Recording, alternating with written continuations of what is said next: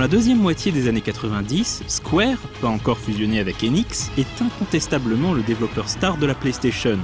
Des titres comme Final Fantasy VII, Final Fantasy Tactics, Chrono Cross, Xenogears ou Parasite Eve sont devenus autant de jeux cultes sur la console 32 bits de Sony.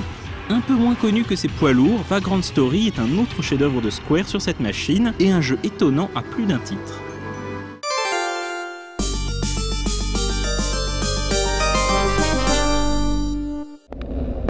Difficile de catégoriser Vagrant Story, tant ce jeu se situe à la croisée d'une multitude de genres.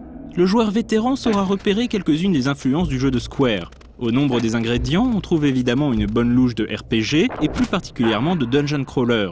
On retrouve donc un protagoniste livré à lui-même dans un dédale souterrain au tracé labyrinthique, ne pouvant compter que sur le loot obtenu en cours de route. Par certains côtés, Vagrant Story rappelle également la structure des jeux de type Metroidvania, avec ses clés à obtenir et ses pouvoirs que l'on récupère après avoir éliminé un boss. Parfois, le jeu a un petit côté survival horror de par son ambiance oppressante et morbide. Certains puzzles à base de plateformes mouvantes et de caisses à pousser ne sont pas sans rappeler Light Crusader de Treasure sur Mega Drive. Enfin, il est indéniable que Diablo, ou plus généralement les roguelikes, ont été l'une des inspirations des développeurs. N'allez pas pour autant croire que Vagrant Story n'est qu'une bête copie de tous les jeux précités. Loin de proposer un plat pré-mâché, le jeu de Square offre une expérience unique et apporte quantité de nouvelles idées dans l'assiette. L'une des particularités du titre est certainement la richesse de son système de combat.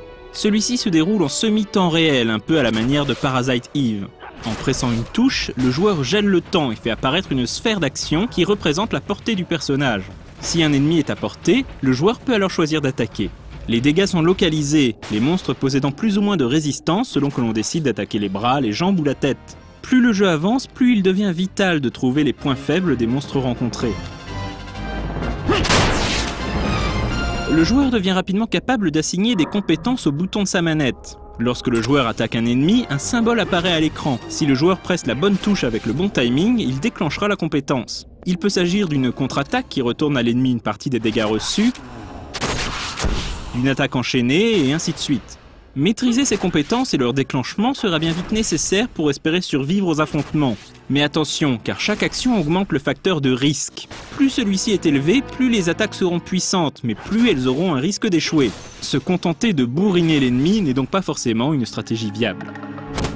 Une autre spécificité de Vagrant Story est sa gestion de l'équipement. Le joueur devra en effet apprendre à créer ses propres armes et armures et à sertir son équipement de gemmes magiques pour lui donner des effets élémentaires. Encore une fois, tout cela vient apporter de la profondeur au combat, les monstres ayant des faiblesses spécifiques à certains éléments.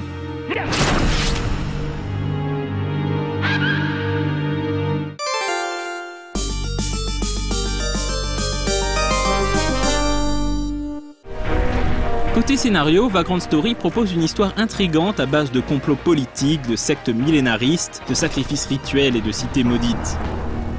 Le joueur incarne Ashley Riot, membre d'une unité d'élite appelée Risk Breakers, envoyée par le Parlement à la poursuite de Sydney, le chef de la secte Mullenkamp. Sydney et ses séides ont enlevé Joshua, le jeune fils du duc Bardora. Ashley a suivi la trace de Sydney jusqu'à Lea Mundis, une ville fantôme dévastée par un tremblement de terre 25 ans plus tôt. C'est dans les ruines de Lea Mundis que va s'aventurer Ashley, qui réalisera bien vite que la situation est beaucoup plus complexe qu'il n'y paraît et que d'autres factions ont maille à partir avec Sydney. Vagrant Story représente un défi d'envergure pour Square, car la société a fait le choix de n'inclure que très peu de scènes en images de synthèse, pourtant sa marque de fabrique. L'histoire de Vagrant Story est principalement racontée par des scènes cinématiques utilisant le moteur du jeu.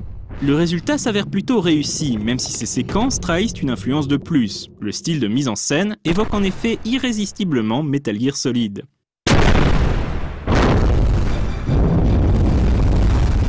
La direction artistique de Vagrant Story fait une grande part du charme du jeu. Bon, certes, le caractère design est un peu spécial, avec ces jeunes hommes androgynes qui se promènent torse nu avec des shorts extra larges, mais on s'y fait rapidement, et il est indéniable que les deux personnages principaux du jeu, Ashley et Sydney, possèdent un charisme certain. Mais la vraie réussite se situe au niveau des décors, pour lesquels Square s'est inspiré de la ville de Saint-Émilion en Aquitaine. Vagrant Story a été conçu par Matsuno Yasumi, le créateur de la série Ogre Battle et de Final Fantasy Tactics. Certains détails laissent d'ailleurs à penser que Vagrant Story prendrait place en Ivalice, le monde de Final Fantasy Tactics et Final Fantasy XII. Toutefois, difficile de savoir s'il s'agit de simples clins d'œil destinés aux fans ou la preuve d'une réelle continuité. Si Vagrant Story a un défaut, c'est bien sa durée de vie relativement courte, et les nombreuses questions laissées en suspens à la fin de l'aventure. Pour tenir les délais et pouvoir sortir le jeu avant que la PlayStation 2 ne supplante définitivement sa grande sœur, Square a en effet effectué de nombreuses coupes, ne laissant dans le jeu que la moitié du contenu prévu par Matsuno.